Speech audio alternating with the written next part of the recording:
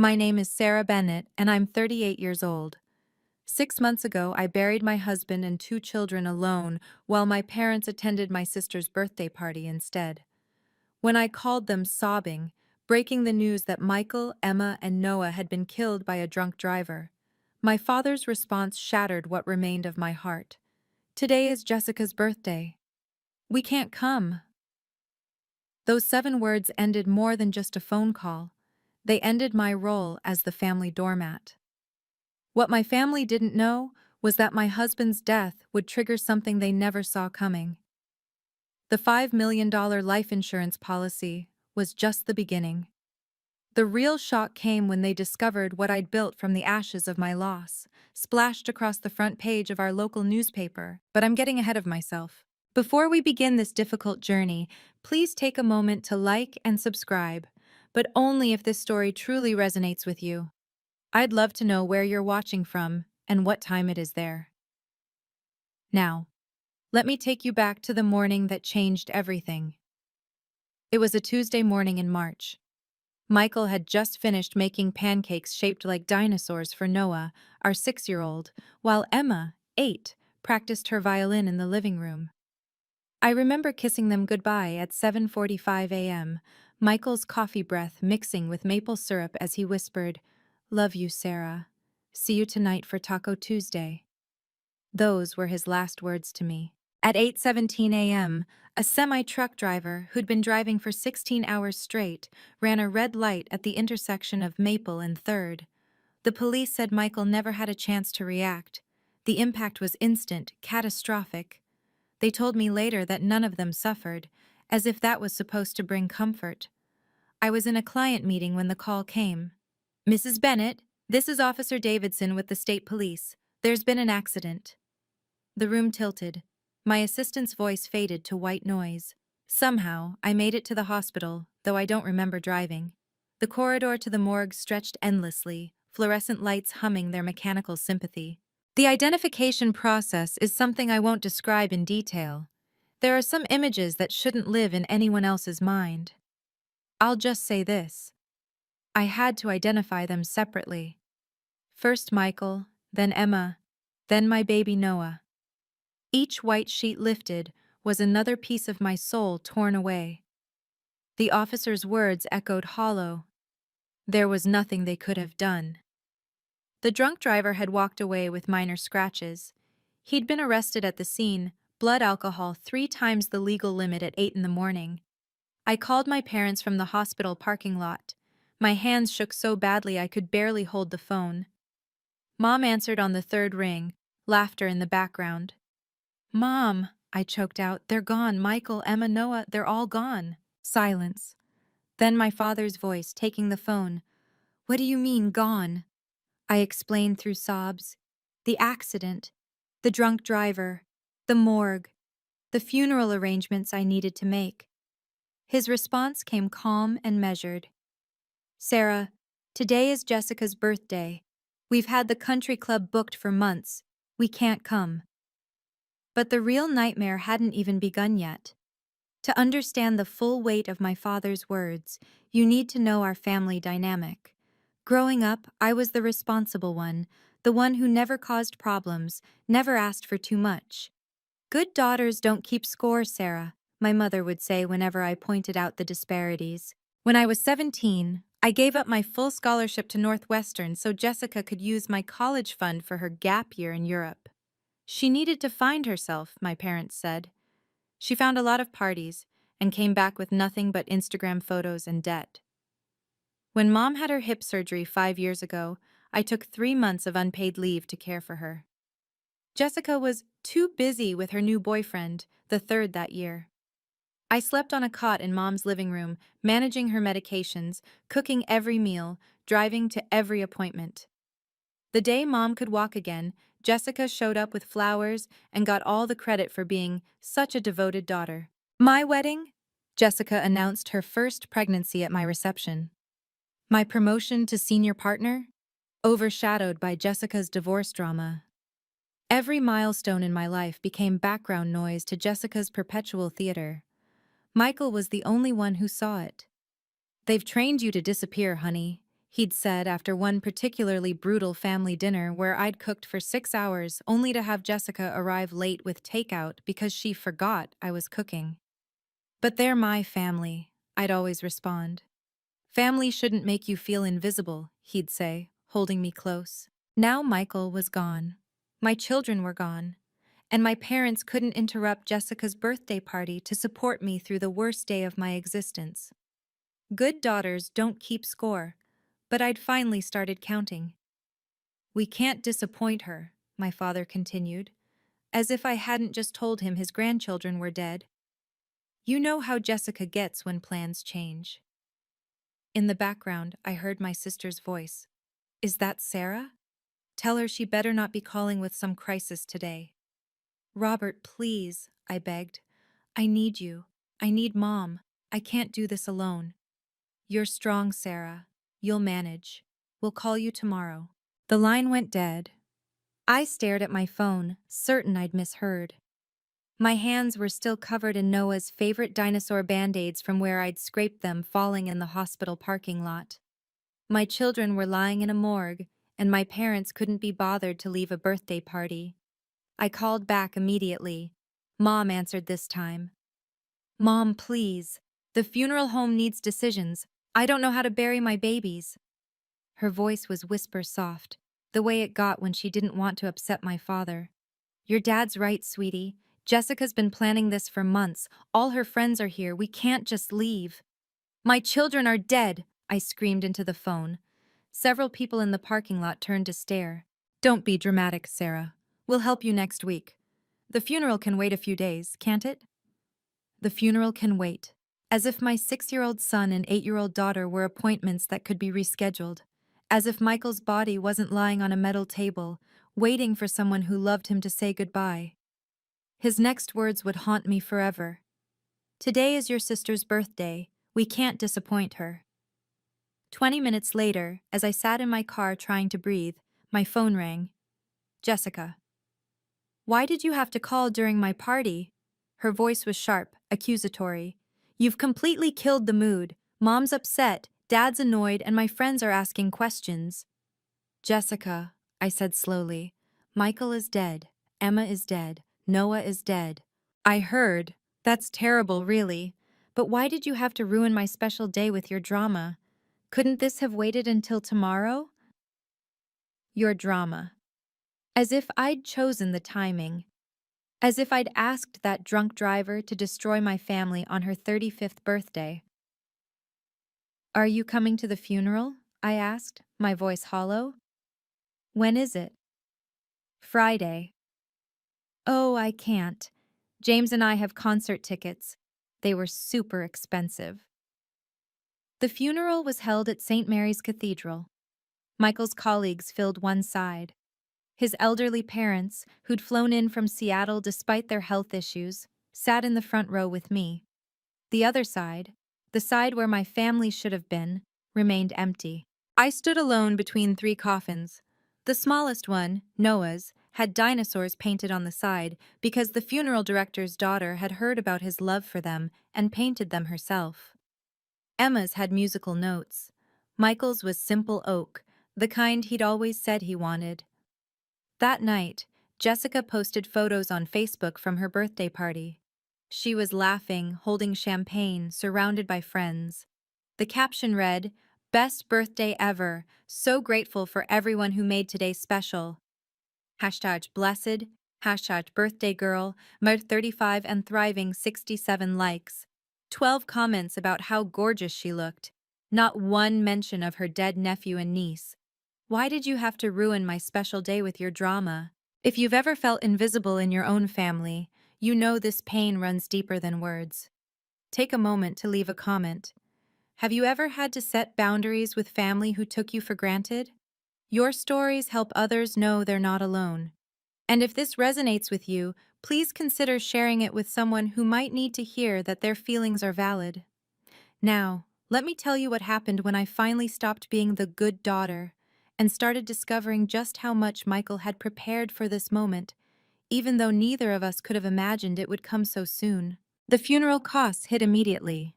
3 caskets, 3 burial plots, the service. The funeral director's sympathetic smile couldn't soften the $30,000 bill. I sat in his office, staring at the itemized list. The smallest casket was somehow the most expensive. "We offer payment plans," he said gently. Payment plans. As if I'd be paying off my children's deaths like a car loan. Our house was mortgaged to the limit. Michael and I had just renovated the kitchen, thinking we'd have decades of family dinners there. My part-time consulting work barely covered groceries. Michael had been the primary earner, and his income had stopped the moment that truck hit them. His parents offered what they could, but they were on a fixed income. "We have some savings," his mother said, pressing a check into my hand. It was for $5,000, probably everything they had. The life insurance company called while I was choosing flowers for Emma's casket. "Mrs. Bennett, we need to schedule a meeting regarding your husband's policy." "Can't you just mail the paperwork?" "This is a substantial policy, Mrs. Bennett. We prefer to handle these matters in person." Substantial.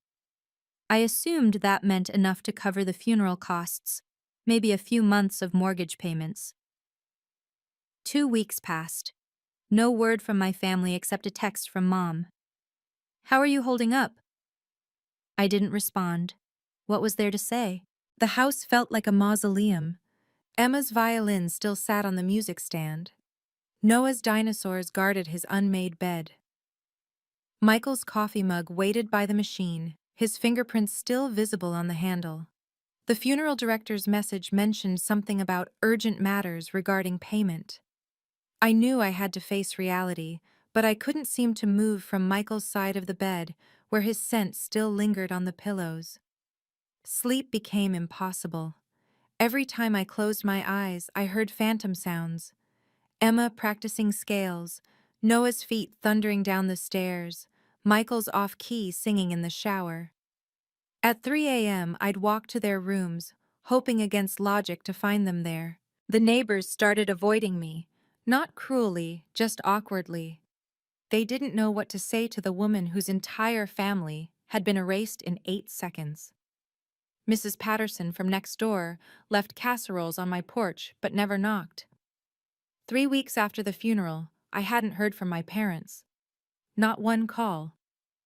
Jessica had blocked me on social media after I'd commented on her birthday photos. "These were posted the day you chose a party over your nephew and niece's funeral." I existed in a bubble of grief, invisible to the world. The mailbox filled with sympathy cards from Michael's co-workers, but nothing from my own family. I started wondering if I'd simply cease to exist if I stopped trying. One particularly dark night, I stood on our back deck, looking at the stars. Michael had taught Emma all the constellations. Noah always looked for the dinosaur stars he insisted were there. I thought about how easy it would be to just stop, to join them wherever they were. The lawyer's message saved me. David Chen had called 3 times, his voice increasingly urgent. "Mrs. Bennett, we really need to discuss your husband's estate planning. There are time-sensitive matters that require your attention." Estate planning. Michael had always been meticulous about details. Even in death, he was still trying to take care of me. I called Chen back the next morning. "Can you come to my office today?" he asked. "What I have to tell you shouldn't wait any longer." The lawyer's message mentioned something about urgent matters that would change everything. 2 weeks after the funeral, my phone rang at dinner time. I'd been staring at 4 empty chairs, eating cereal from the box. Mom's name appeared on the screen. "Hi, sweetie. How are you holding up?" The casual tone, as if she'd been checking in regularly, made my chest tight. "How do you think I'm holding up?" "There's no need for that tone. I'm calling to help. Your father and I were thinking you must have financial things to sort out. Did Michael leave anything?" There it was, the real reason for the call. "I'm still working through everything," I said carefully. "Well, family helps family, Sarah. If there's life insurance or anything, you should think about sharing.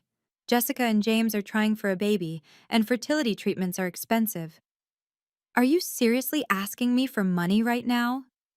Don't be selfish, Sarah. Your father thinks you should consider what Michael would have wanted. He was always so generous. I hung up. My hands were shaking, not from grief this time, but from rage. Michael had been generous. He'd lent Jessica $10,000 for her wedding that was never repaid. He'd covered my parents' cruise for their anniversary. He'd never asked for anything back. The phone rang again. Dad this time. I let it go to voicemail. Sarah, your mother's upset. You need to apologize, and we need to discuss the financial situation. As your father, I have a right to know what provisions were made. Call me back. As your father. The father who couldn't leave a birthday party for his grandchildren's funeral now wanted to invoke parental privilege over my finances. I turned off my phone. For the first time since the accident, I felt something other than grief. It was tiny, flickering, but unmistakable. Anger. Clean, clarifying anger. A week later, Jessica showed up at my door without warning. James was with her, his eyes already scanning the visible parts of my house like an appraiser. We were in the neighborhood, Jessica said, pushing past me. She'd never just been in the neighborhood in the 5 years since Michael and I had moved here. Nice place, James commented, running his hand along the granite countertop Michael had installed himself. Must be worth, what, $500,000? Why are you here? I asked. Jessica's face shifted to fake concern. We're worried about you, Sarah. All alone in this big house. It's not healthy. You weren't worried about me 3 weeks ago. That's not fair. We had plans. She walked into the living room, noting the new television, the piano we'd bought for Emma. You know, this is really too much space for one person. What are you suggesting? James stepped forward. We could take it off your hands. Family discount, of course. Maybe 300,000? Cash deal, quick close. The house was worth at least 500,000, even in a quick sale. They both knew it. You need to leave, I said quietly. Don't be ridiculous, Jessica snapped. We're trying to help. You're being selfish, hoarding all this space alone. Get out. Sarah, get out!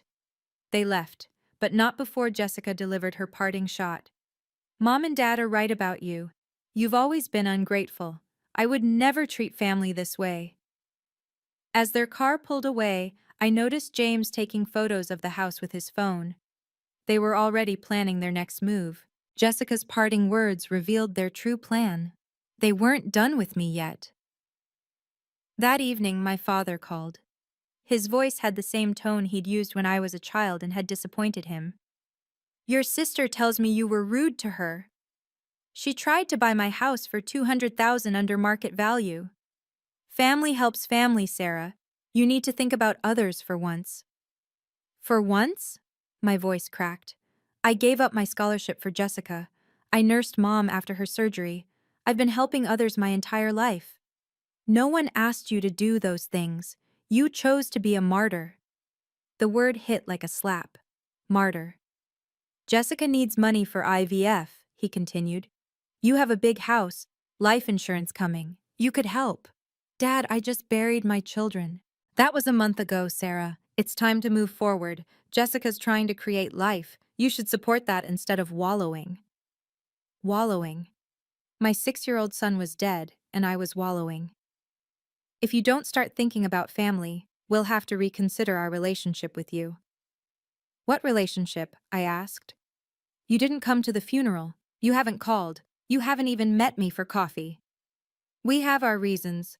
You've always been difficult, Sarah. Jessica would never put us in this position. Then go be with Jessica. Are you giving us an ultimatum? No, Dad, I'm done. If you want to cut me off, then do it. There was a long pause. You'll regret this, Sarah. When you're alone with no family, you'll regret pushing us away. I'm already alone. Then so be it. The line went dead. I stared at the phone, waiting to feel devastated. Instead, I felt free. For the first time in my life, I'd chosen myself. The next morning, attorney David Chen arrived at my door. He was a tall, distinguished man in his 50s, carrying a leather briefcase that looked expensive. Mrs. Bennett, I apologize for the intrusion, but you haven't returned my calls. I'm sorry. I haven't been checking messages. May I come in? What I have to discuss is extremely important. We sat in Michael's office. Chen pulled out a thick folder, his expression serious but kind. Your husband was one of the most prepared clients I've ever had. He updated his will every year, and his life insurance policies are substantial. Policies? Plural? Mrs. Bennett, your husband held multiple life insurance policies totaling $5 million. The room spun. That's impossible. We lived paycheck to paycheck sometimes. He was very specific about keeping this private. He said, and I quote, "My wife sacrifices enough for everyone else. This is for her alone." Chen continued, "There are also specific conditions attached to these policies. Your husband was very particular about certain circumstances." What kind of circumstances? I'll need to review everything with you in detail, but there are provisions regarding family members, charitable giving, and some very specific instructions about distribution. Michael planned all this? Your husband came to me 8 years ago, right after your daughter was born. He said something I'll never forget. My wife's family doesn't value her, but I want to make sure she's protected if anything happens to me. My eyes filled with tears. Even in death, Michael was still protecting me. There's more, Chen said, pulling out another document. But I think you should read this letter from your husband first. He wrote it 2 years ago, with instructions to give it to you if, well, your husband was very specific about certain conditions, Mrs. Bennett. A week later, an email arrived from Global Life Insurance. The CEO, Patricia Williams, requested a personal meeting. This is highly unusual, her email read. But given the circumstances and the size of the policy, I'd like to handle this personally. I Googled her. Patricia Williams was a Forbes 50 most powerful women in business. Why would she want to meet with me personally? At her office, Patricia greeted me warmly. She was younger than I expected, maybe 45, with kind eyes behind designer glasses. Mrs. Bennett, I knew your husband professionally. He consulted for us several years ago on a data security project. I hadn't known that. Michael often took side consulting work, but rarely discussed the details. He impressed everyone here with his thoroughness and foresight. When he purchased his life insurance policies, he insisted on certain unusual provisions. Attorney Chen mentioned conditions. Your husband anticipated potential complications with your family. He built in safeguards to protect you. She pulled out a document. He also recorded a video statement to accompany the policy. Would you like to see it? My heart stopped. A video. Michael's face, his voice. I wasn't sure I was ready. I'll give you privacy, Patricia said, setting up a laptop and leaving the room. Michael appeared on screen, sitting in what looked like Chen's office. He was wearing his favorite blue tie, the one Emma had picked out for Father's Day. Sarah, if you're watching this, it means I'm gone. I'm so sorry, my love, but I need you to know, I've prepared everything. Your family can't touch this. It's all for you. Use it to build something beautiful from this pain. Mr. Bennett was one of our most prepared clients, Mrs. Bennett. His foresight was extraordinary. Sometimes the people who should support us most become our greatest source of pain. But what if I told you that my husband, even in death, had prepared something that would change everything? If you're curious about what happened next, make sure you're subscribed with notifications on. And please share in the comments. Have you ever discovered that someone was protecting you in ways you never knew? Your story might help someone realize they're valued more than they know. Let's continue with the day everything shifted and my family learned exactly what they had thrown away. 2 months had passed since the funeral when I ran into Jessica at Whole Foods. I was buying Emma's favorite cereal. Somehow I still couldn't stop when I heard her voice behind me. Oh my God, everyone, this is my sister I was telling you about. She was with 3 friends, all holding wine bottles for what looked like a day drinking session. Jessica's voice carried across the store. The one whose husband died and left her everything while the rest of us struggle. People turned to stare. A mother pulled her children closer, as if tragedy was contagious. It's so sad, Jessica continued, her voice dripping fake sympathy. She's hoarding millions while her own sister can't afford IVF. Can you imagine being that selfish? Jessica, stop, I said quietly. Oh, she speaks. Everyone, Sarah got $5 million in life insurance. $5 million. And she won't help her own family. The store had gone silent. Everyone was watching. An employee was recording on his phone. My poor parents are heartbroken. They raised her better than this. The parents who skipped the funeral? I asked, my voice steady despite my shaking hands. Jessica's face reddened. That's a lie. Tell them the truth, Sarah. The truth? The truth is you posted birthday party photos while I buried my children alone. You're delusional with grief, Jessica announced to the growing crowd. This is why we're considering having her evaluated. The store manager approached with security. Ma'am, I need you both to— I'm leaving, I said, abandoning my cart. As I walked past, Jessica grabbed my arm. This isn't over. Mom and Dad know lawyers too. The store manager approached with security, but the damage was already done. 3 days later, I received a text from Mom. Family meeting. Our house. 2 p.m. Don't make this harder than it needs to be.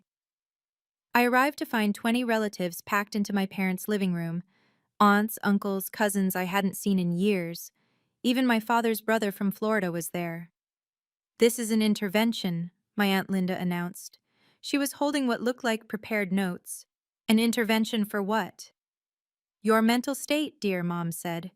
Grief has clearly affected your judgment. A woman I didn't recognize stood up. I'm Dr. Foster, a family counseling specialist. Your family is concerned about your emotional instability and inability to make sound financial decisions. You hired a therapist to ambush me? It's not an ambush, Dad said. It's love. We're trying to help you see reason. Jessica sat in the corner, tissue in hand, performing grief she'd never shown for my children. Sarah, Dr. Foster said, your family feels you're not processing your loss appropriately, holding on to resources that could help create new life. You mean Jessica's IVF? Suggests an unhealthy attachment to the past. My cousin Mark chimed in. We all think you should put the money in a family trust, for everyone's benefit. Including yours, Mark? He had the decency to look away. This is about money, I said, standing. My children are dead, and you're all here for money. Sit down, Sarah, my father commanded. No. If you leave, we'll have no choice but to pursue legal options, Aunt Linda said. For your own good. Grief has clearly affected your judgment, dear, Mom said, but I was already walking to the door. That night, Jessica's Facebook post went viral in our community. Prayers needed. My sister Sarah, the one who lost her family in that terrible accident, is having a mental breakdown. She's inherited millions, but won't help anyone, not even our elderly parents. She's accused us of terrible things and cut off all contact. If you see her, please be kind. Mental illness is so tragic. Pray for Sarah.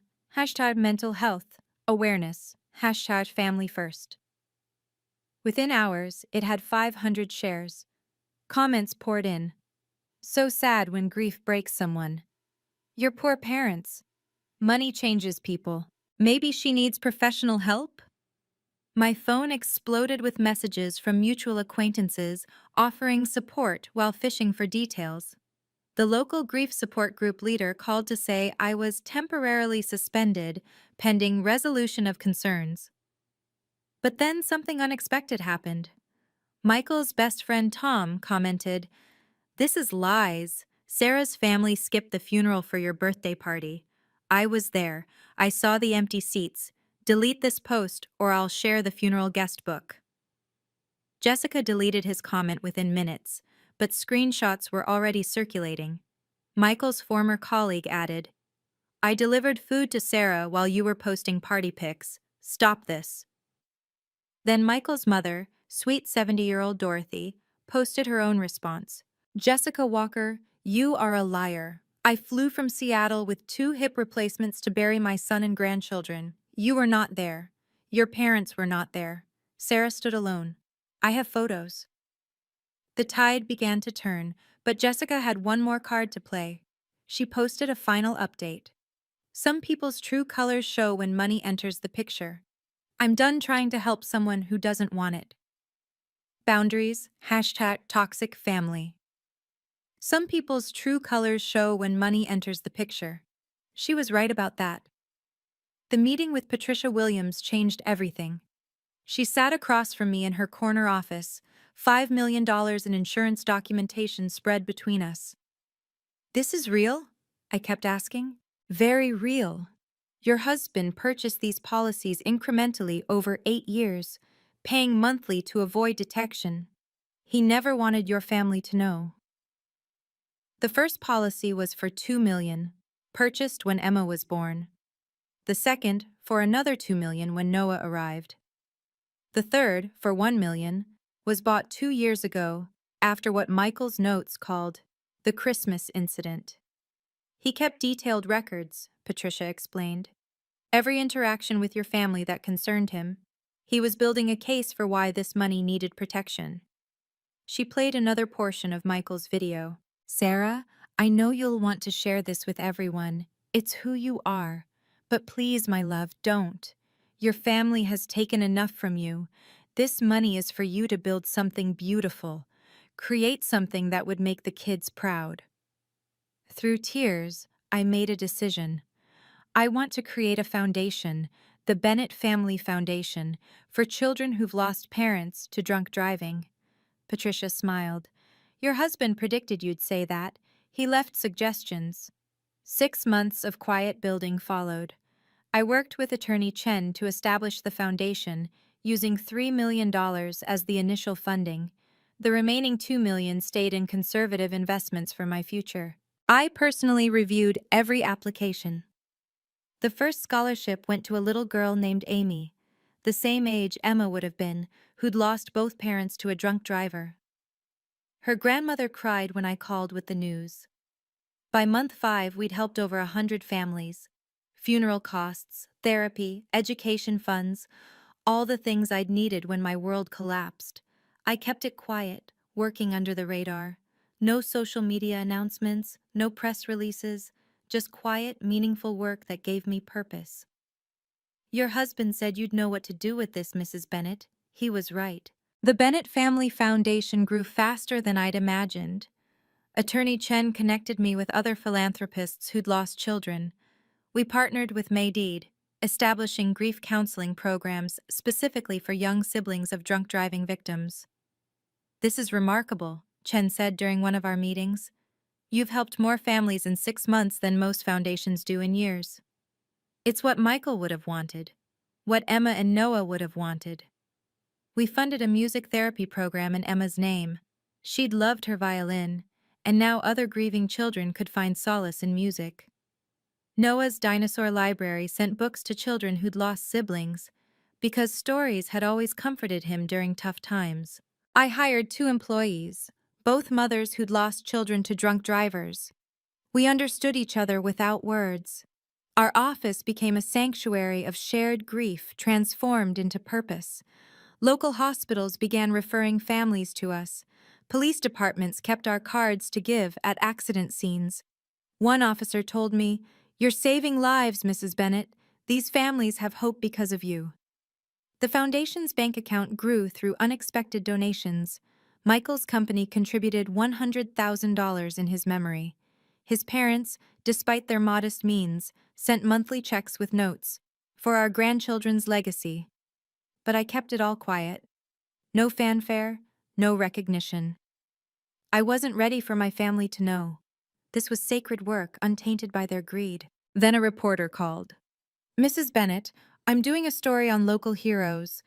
Your foundation has helped over 500 families. The community needs to know about this." I prefer to stay anonymous. I understand, but your story could inspire others. Think of the families you could reach. I thought of all the parents standing where I'd stood, alone and broken. Maybe it was time. One interview, I agreed, but focus on the foundation, not me. This foundation will be their legacy, Mr. Chen. Their love lives on through every family we help. The morning the article published, I was at the cemetery placing fresh flowers on their graves. My phone stayed silent in my car. I wanted this moment of peace before the world intruded. The headline read, "Local Widow Transforms Tragedy into Hope. The Bennett Family Foundation has helped 500 families heal." The article featured a photo from our recent fundraising gala. I stood surrounded by families we'd helped, all of us wearing pins with Emma and Noah's pictures. The reporter had done her research, detailing not just the foundation's work, but the story behind it: the drunk driver, the 3 coffins, the woman who stood alone at the funeral and chose to transform her pain into purpose.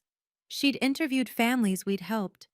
Amy's grandmother was quoted, "Sarah Bennett saved us. When everyone else saw just another tragedy, she saw a little girl who needed hope." The final paragraph mentioned the $5 million insurance policy that funded it all, calling me Entrepreneur of Heart, and announcing I'd been named Philanthropist of the Year by the State Charity Commission.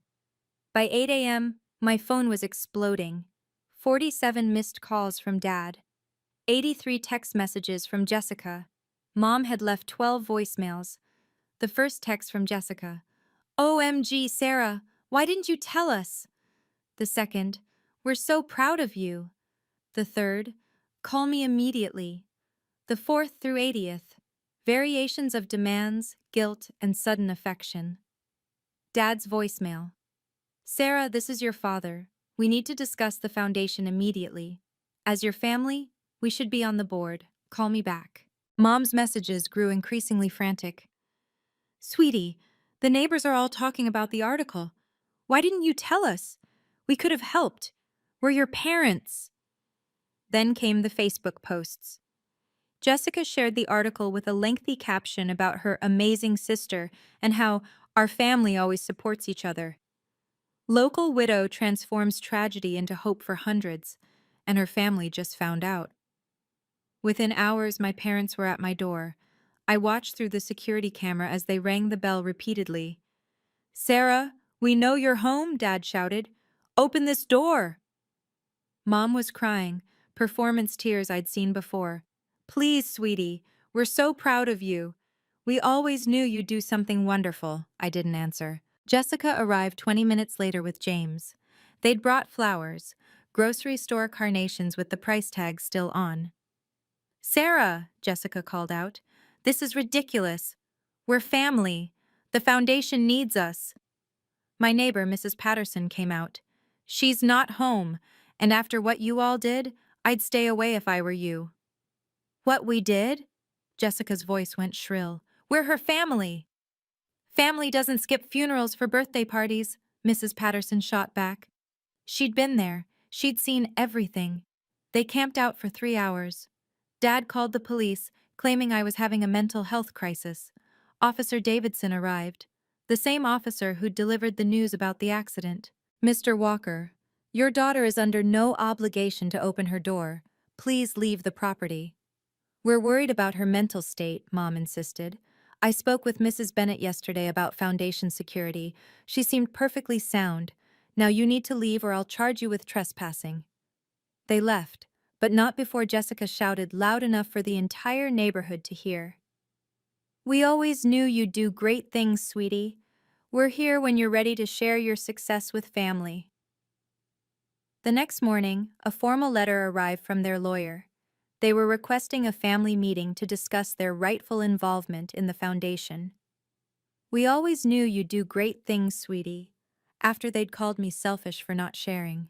Attorney Chen's office had never felt more like a sanctuary. The conference room was full: my parents, Jessica and James, their lawyer, Chen, and me. "Thank you all for coming," Chen began. "Mr. Bennett anticipated this gathering."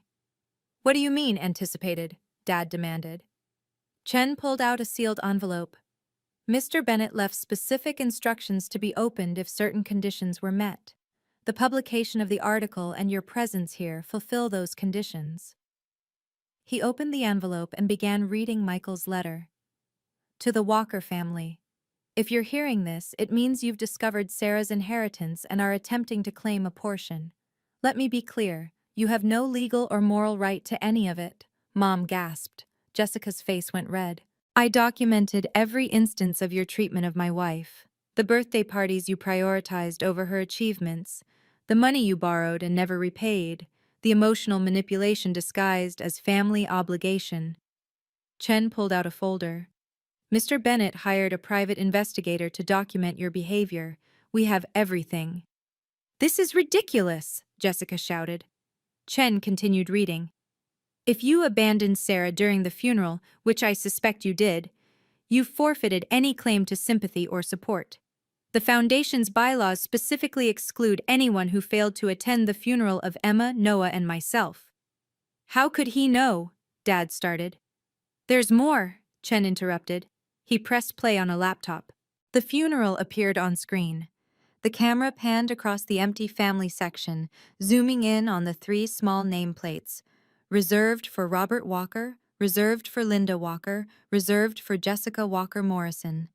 The timestamp showed the exact time. The empty seats spoke louder than any accusation. Thank you all for coming. Mr. Bennett anticipated this gathering. Michael's face appeared on the screen. My breath caught. He was wearing the shirt Emma had picked for his birthday, sitting in what looked like Chen's office. Hello, Robert, Linda, and Jessica. If you're watching this, you've proven exactly who I always knew you were. Jessica tried to speak, but Chen raised his hand for silence. I've watched you diminish Sarah for 15 years. I've documented every slight, every manipulation, every time you made her feel worthless. She never saw it. She loved you too much, but I saw everything. Michael held up documents. These are receipts. The $10,000 you borrowed for Jessica's wedding and never repaid. The $5,000 for Robert's business venture that failed. The vacation we funded for your anniversary. Total, $37,000 over 8 years. Dad's face had gone pale. But here's what matters. I had our entire funeral filmed professionally. Multiple angles. If you weren't there, and I'm betting you weren't, it's all documented. Time-stamped, indisputable. The video switched to funeral footage. The priest's voice echoed. We gather to remember Michael, Emma, and Noah Bennett. The camera captured every empty seat, every absent family member. Sarah, Michael's voice continued, if your family is hearing this, it means they've come for the money. Don't give them a penny. They had their chance to be family when you needed them most. Then came the killing blow. To the Walkers, every major charity in the state has been notified of your behavior. The documentation has been shared with the Foundation Board. Any attempt to claim connection to the Bennett Family Foundation will result in immediate public release of this video. Jessica was crying now. Real tears for once. But that wasn't the only surprise, Chen said, pulling out another document. The Whole Foods video went viral within days. Someone had edited it with Jessica's birthday party photos, creating a split screen of her celebrating while the funeral timestamp ran below. The caption read, This woman partied while her sister buried 2 children. Now she wants the inheritance money. Jessica's marketing firm fired her within a week. The official statement cited values misalignment. But everyone knew the truth. Her clients had seen the video. James's business partners pulled out of their joint venture. We can't be associated with this, one told him publicly on LinkedIn. His reputation in the community was destroyed. Dad's position on the church board ended abruptly. The pastor called him personally. Robert, the congregation has lost faith in your moral leadership. The same church where he'd preached about family values for 20 years. Mom's charity circle excluded her from the annual gala. The invitation was rescinded with a terse note. Given recent revelations, your presence would be inappropriate. Her social standing, carefully cultivated over decades, crumbled overnight. Their neighbors stopped speaking to them. The country club revoked their membership. Even their extended family distanced themselves. We had no idea, my aunt posted on Facebook. If we'd known they skipped the funeral, we never would have participated in that intervention. The local news picked up the story. Family Greed Exposed: How One Woman's Tragedy Revealed Her Family's True Nature. They interviewed Mrs. Patterson, Tom, and 3 families our foundation had helped. But the most damaging blow came from Jessica's own friend who'd been at Whole Foods. She posted, "I was there. Jessica was laughing about her sister's grief. It was disgusting. I'm ashamed I ever called her a friend." Karma doesn't always come quickly, but it always comes. I refused every interview request. When reporters called, I simply said, "The foundation's work speaks for itself." No comments about my family, no public statements about the drama, just dignified silence. The foundation continued growing. We expanded to 3 more states, helping thousands of families. Every dollar was accounted for, every family vetted, every story honored. At Christmas, I sent my parents and Jessica cards. Simple, elegant, with no money enclosed, just a printed note. "Wishing you peace this holiday season. A donation has been made to the Bennett Family Foundation in your name." The donation receipts showed $100 each, enough to be legitimate, not enough to be generous. It was listed publicly in our annual report under Community Supporters, their names among hundreds of others, given no special recognition. Mom tried to call 37 times on Christmas Day. I didn't answer. 3 months later, I learned through Mrs. Patterson that Jessica was pregnant. Despite everything, I felt a flicker of happiness for the life growing inside her. Children were innocent of their parents' choices. I set up an anonymous college fund for the baby, $50,000, to be accessible only for education, only after age 18. The paperwork went through Chen's office with strict instructions for anonymity until the child's 18th birthday. "Why?" Chen asked. "After everything they did?" "Because Emma and Noah would want their cousin to have a chance. Because Michael always said the best revenge is grace. Because I refuse to let their cruelty change who I am." The foundation's annual gala was attended by the governor, 3 senators, and hundreds of families we'd helped. My parents and Jessica watched from outside, unable to afford tickets, unwelcome even if they could. The best revenge is living well and helping others do the same.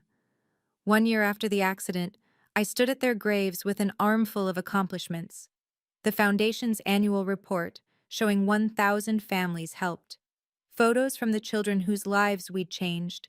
Letters from parents who'd found hope in their darkest moments. "We did it, Michael," I whispered to his headstone. "Your plan worked perfectly." I told Emma about the music program, how a little boy named David had played his first concert using the violin we'd donated. I told Noah about the library, how his dinosaur books had helped a girl named Lucy smile for the first time after losing her brother. "Your daddy was so smart," I said, arranging fresh flowers. "He knew exactly what would happen. He protected us even after he was gone." The cemetery was peaceful, just me and them, the way it had been at the funeral. But now the solitude felt different, chosen rather than forced.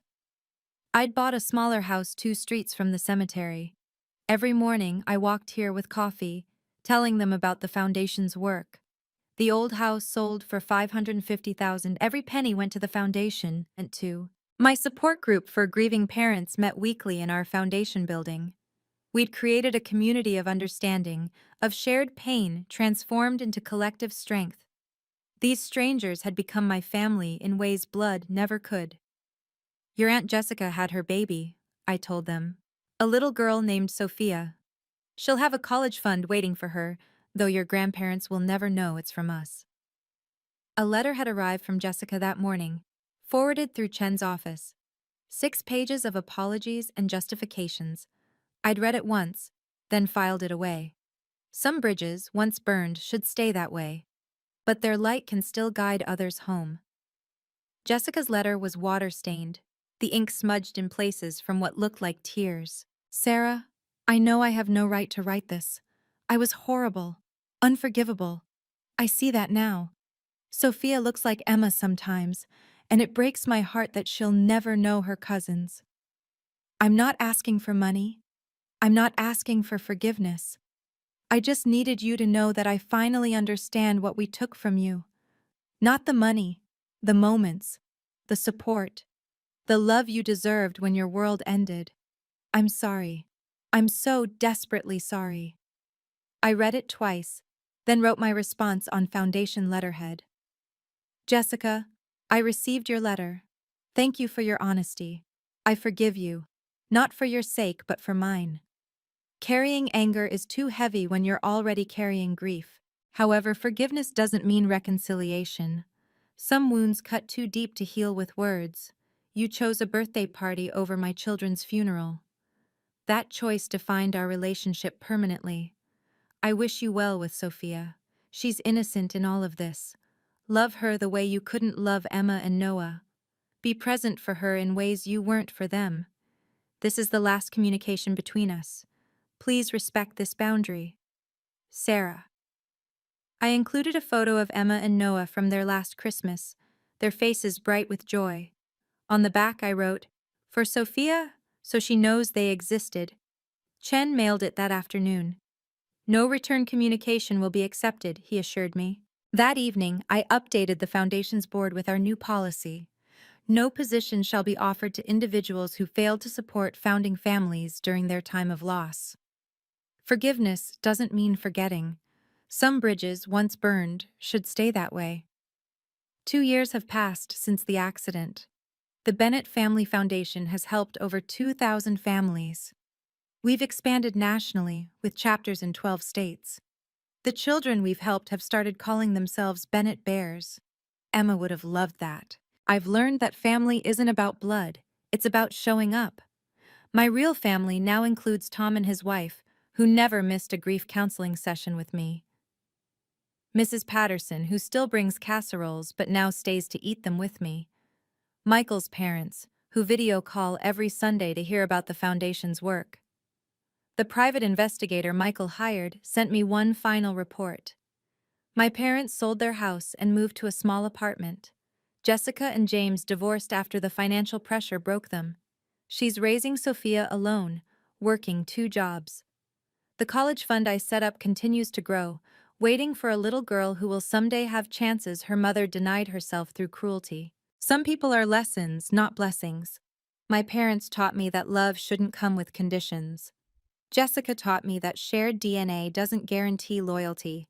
Their abandonment taught me that sometimes the family you choose is stronger than the family you're born into. But Michael, Emma, and Noah, they taught me that real love transcends death. That preparation is an act of love. That legacy isn't about money, it's about impact. Every morning I visit their graves. Every evening I read applications from families needing help. In between, I live. Not just survive, live. Because that's what they would want. What boundaries have you set with toxic family? Your story might help someone else find their strength. Share it below. Remember, you deserve to be valued, respected, and prioritized, especially by those who claim to love you. Thank you for joining me on this difficult but necessary journey. If this story resonated with you, please like and subscribe for more stories about resilience and setting healthy boundaries. Share this with someone who needs to hear that it's okay to choose peace over toxic relationships, even with family. Comment below with your own experiences of setting boundaries. Your courage might inspire someone else to reclaim their life. Remember, you deserve to be valued, respected, and prioritized. Blood doesn't obligate you to accept disrespect. Until next time, take care of yourselves and honor your worth.